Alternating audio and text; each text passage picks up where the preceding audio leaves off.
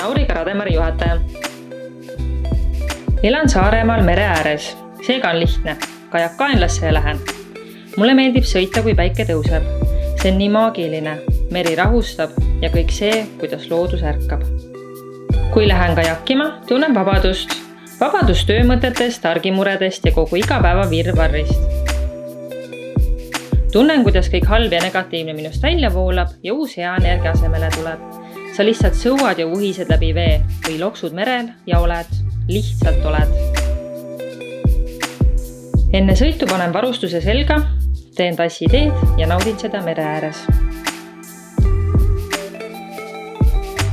Kajakiga sõitmine minu hobi juba 4 aastat. Kui abikaasa arvas, et peaks meile kajakid ostma, ei arvanud ma sellest midagi. Pigem kartsin ümberkukkumist. Peale esimest korda oli aga asi selge. Minus on hästi suur meeskonnavaim. Rademari tiimis on palju sportivaid ja liikuvaid inimesi. Ka minu jaoks on oluline olla osa sellest ja anda enda panus. Terve Eesti liikuma. Jah, teeme ära. Alusta iseendast ja sellega võid inspireerida ka teisi.